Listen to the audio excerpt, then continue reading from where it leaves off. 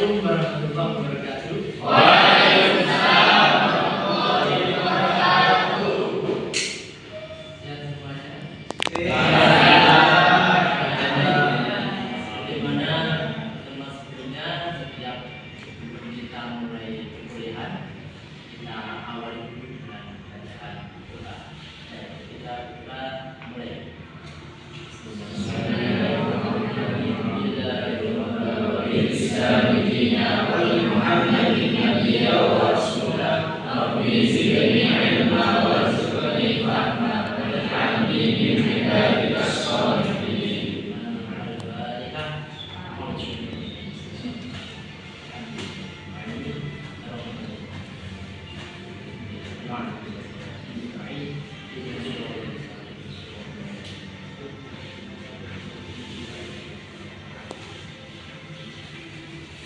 Baik, lanjutkan pertemuan sebelumnya, teman-teman sudah mengajar semua ya? Belum. Malah belum. Nanti ada semua lagi. Baik, pada pertemuan ini kita membahas materi yang berbeda dengan sebelumnya. Ya, kelas sebelumnya adalah morfologi Al-Quran, tapi pada pertemuan ini kita membahas tentang ilmu qiraat yang spesifiknya pada qiraatnya Imam Nafi. Nah, pernah membaca tentang ilmu qiraat? Sudah ya? Ya, saya yakin sudah. Mas Yatim pasti sudah familiar dengan yang namanya ilmu qiraat. Begini, jangan dianggap ilmu qiraat itu ilmu yang ketika kita persilahkan saudara Hanafi untuk membaca qiraat, kepadanya disilahkan. Nah, bukan seperti itu ya. Itu kalau ada MC seperti itu. MC ketika acara manten itu ada seperti itu. Tapi kalau yang ilmu qiraat di sini itu adalah ilmu yang membahas tentang variasi baca Al-Quran. Variasi baca Al-Quran itu bagaimana? Misalnya kita membaca baca sholat, Al-Fatihah, kemudian baca Al-Quran sehari-hari itu. Nah itu pada dasarnya kita mengikuti bacaannya imam tadi, ya, mendapatkan bacaan dari guru beliau, kemudian sambung pada guru berikutnya sampai pada era sahabat, yang sahabat itu langsung kepada Nabi Muhammad. Nah, disitulah ilmu qiraat.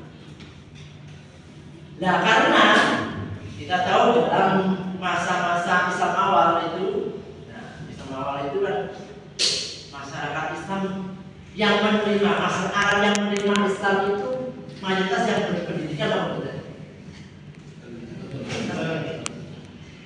Justru mereka yang tidak bisa baca, tidak bisa tulis.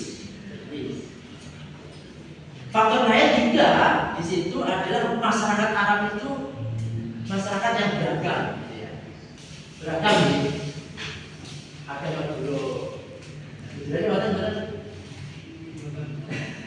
Suku apa? Bersama. Suku apa? Ada lagi? Suku apa? Dari apa?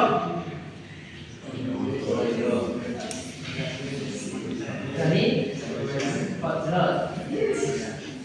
Beberapa beni-beni yang lain yang di situ secara lugah gitu ya. Lugah itu memiliki karakteristik sama. Analoginya ada Madura, ada Jawa, ada Indonesia. Sehingga ketika nanti diajarkan kepada Nabi meminta, sahabat, bacaan ini, bacaan ini. Ketika bahasa Quran itu menerima dengan apa? Dengan santai. Karena apa? Bahasa mereka, bahasa ibu mereka. Tetapi suku yang lain yang tidak bisa karena beragam perbedaan lahjah ini, kemudian karakteristik bahasa ini, Sehingga masyarakat Arab pada waktu itu meminta kemurahan kepada Nabi. Bagaimana Nabi supaya kita bisa membaca Al-Quran, kemudian kita itu bisa menerima dengan mudah, dan Nabi juga mempertimbangkan itu. Akhirnya lah Allah Subhanahu wa Ta'ala memberikan kemurahan kepada Nabi. Unzil Al-Quran ala sab'ati faqra'u ma tayassara min. Bacalah apa yang diberikan dari Allah Subhanahu wa Ta'ala bukan sab'atu ahruf. Kemudian dibaca dengan yang paling mudah. Itu hadis Nabi. Nah, kemudian masuk kepada era sekarang, kita mengenal namanya apa? Qira'ah sab'ah. Akan tapi jangan dikonotasikan bahwa gitu ya, yang namanya makna sab'atu ahruf itu dibatasi hanya qira'ah sab'ah. Jangan. Kenapa?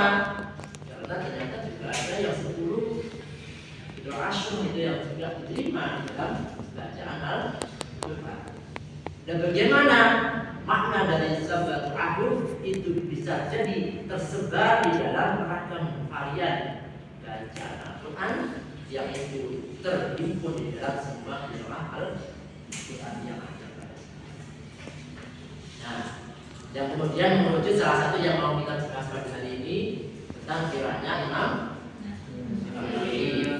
Nah, ini saya ada beberapa referensi, gitu ya. Referensi kalau ini terkait dengan video sedikit pembelajaran yang nanti bisa dijadikan sebagai pengantar terkait dengan qiraahnya Imam Nawawi, yang di situ kita mengenal dua rawi. Siapa rawinya? Kang Hanafi. Kolon dan waras. Bukan aras itu ya. Waras. Kolon dan waras. Baik. Kita cek. Nah.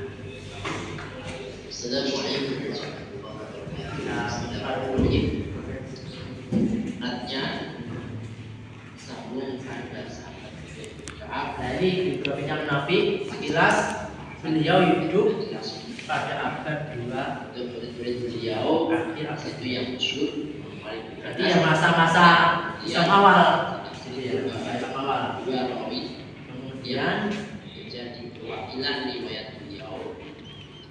Baik, masuk pada kaidah. Pertama ada basmalah. Basmalah. Cuma dulu sudah. Nanti akan kita sambung penjelasannya. Imam Nawawi juga memasukkan bacaan basmalah bagian dari surah. Ini memang riwayatnya dia seperti itu. Tidak ada riwayat. Kemudian di situ ada beberapa ketentuan bacaan. Baik. Pertama kaidahnya Imam Nawawi itu basmalahnya dulu. Gitu ya. Yuk bisa baca basmalah yuk. Coba lakukan basmalah. Bismillahirrahmanirrahim. Agak dikeraskan. Bismillahirrahmanirrahim. Nah, bacaan basmalah gitu ya. Tidak semua imam qiraah itu membaca basmalah di awal surah Al-Fatihah. Tidak semuanya. Salah satunya siapa? Imam Nawawi. Imam Nawawi itu tidak menghitung basmalah bagian dari surah Al-Fatihah. Lam yakun al-basmalata ayatul rabbil wahid minal Fatihah. Sehingga akan tadi ketika ada pergantian surah, misalkan nanti kita selesai baca Al-Fatihah masuk ke Al-Baqarah. Nah, ini boleh. Ada 3 pilihan. Bisa memisah dengan basmalah, ya. bisa sakta. Sakta tahu ya? Apa sakta? Terus ya, berhenti sejenak tanpa mengambil nafas. Berapa jam berhentinya? 1 kali. 2 harokat. Kemudian bermaksud meneruskan bacaannya, yaitu sakta. Kemudian yang terakhir apa? Wasal. Akhir dari surah Al-Fatihah. Huruf nopo? Harokatnya nopo? Ayo harokatnya. Disambung dengan awal surah Al-Baqarah. Huruf nopo?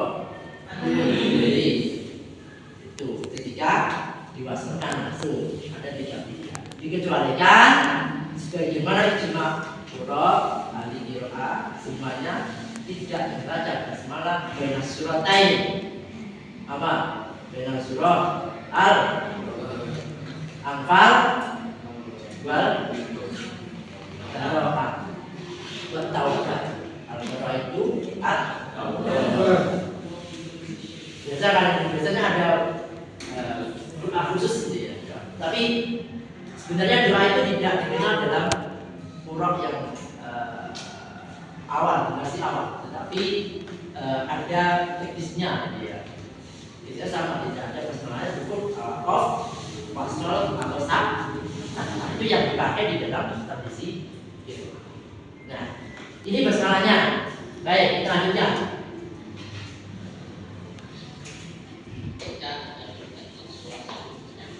Ya. Kecualinya di sini ukur lazim sama.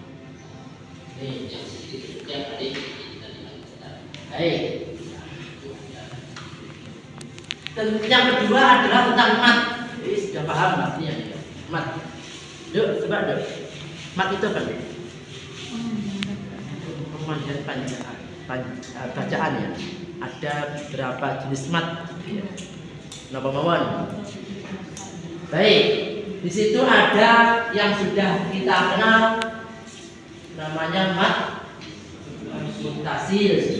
Kita mengenalnya apa? Mat wajib mutasil. Mat wajib mutasil.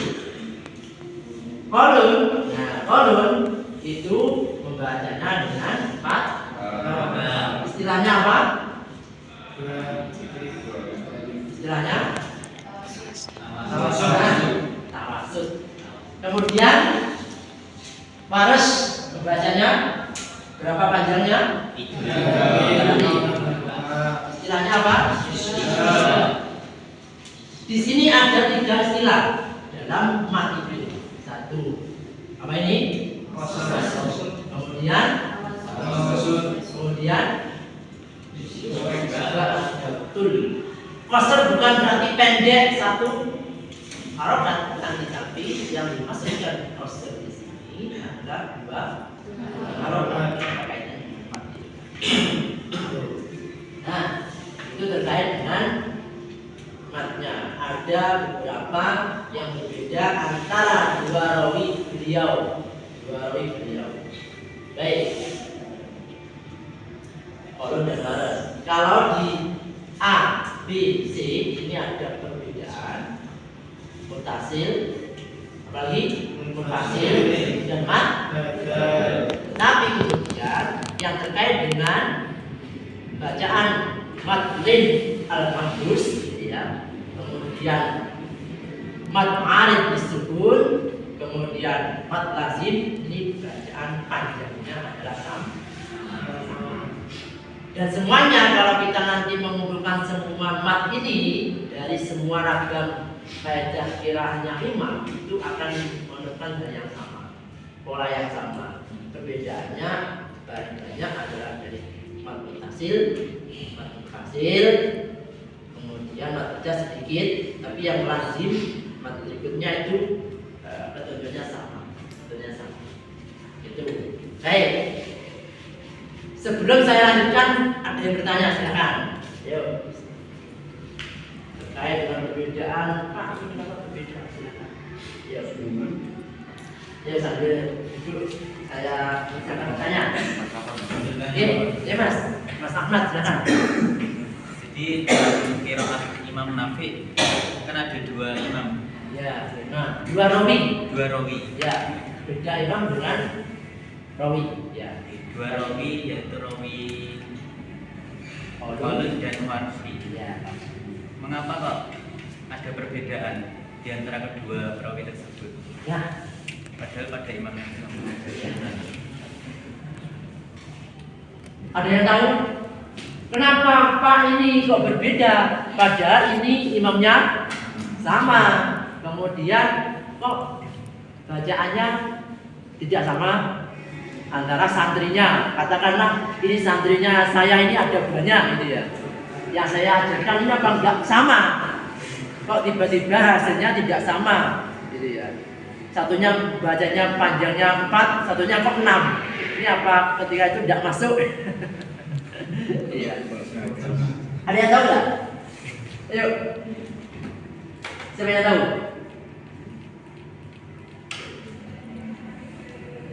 Baik. Dalam tradisi ulama ini ya. Tradisi ulama Qura maksudnya. Beliau itu belajar kepada banyak ulama, banyak guru gitu ya, banyak guru. Nah, katakanlah saya belajar itu kepada Prof. Abad, kepada Pak Zainal, kemudian kepada Prof. Mujabil. Nah, kemudian ini saya mendapatkan sesuatu yang berbeda dari beliaunya. Yang mana yang saya dapatkan itu setelah saya melihat, ini semuanya memiliki sambung sanad kepada Nabi. Sehingga analoginya, karena yang namanya qiraah itu kan tidak hasil ijazah, ya, tetapi apa yang dia dapatkan harus ketika dia mengajarkan itulah yang dia ajar. Dan tidak lagi, ini harusnya begitu. Sehingga ketika saya punya santri yang pandai-pandai ini di kelas di adik 3 ini, 3A ini, ini saya berikan, Mas, kamu menekuni bacaan ini ya. Ini saya dapat dari guru saya. Harus dipelajari dengan betul, tanpa ada perubahan. Guru saya mengajari saya seperti ini, tak ajarkan ke kamu seperti ini. Kemudian yang satunya, Mas, kamu belajar membaca seperti ini ya. Kemudian satunya lagi, Dok, kamu membaca seperti ini ya. Ini juga saya dapatkan dari guru saya sih. Caranya sambung pada Nabi. Sehingga bisa dikatakan bahwa karena imam qiraah itu mendapatkan bacaan qiraah dari guru yang itu sangatnya mutawatir, tidak sambung tidak sesuai dengan kaidah Arab, tidak bertentangan dengan gramatikal Arab, maka diajarkanlah kepada santrinya dengan cara yang berbeda. Memang disengaja supaya apa? Supaya ini nanti di kemudian tetap ada yang lanjut. Sebagaimana kalau kawan-kawan kita membaca itu di masa tadi, masih rawinya Hafiz, bacaannya Hafiz dengan Syu'bah itu berbeda. Padahal dari imam yang sama. Itu ya. Nah, baik. Untuk pertemuan hari ini sementara ya, pertanyaan satu saja dulu. Kita lanjutkan di pertemuan berikutnya, dan sebelum kita akhiri kita baca Al-Fatihah. Semoga apa yang kita pelajari tentang ilmu qiraat ini diberikan manfaat dan berkah Allah Subhanahu wa taala. Al-Fatihah.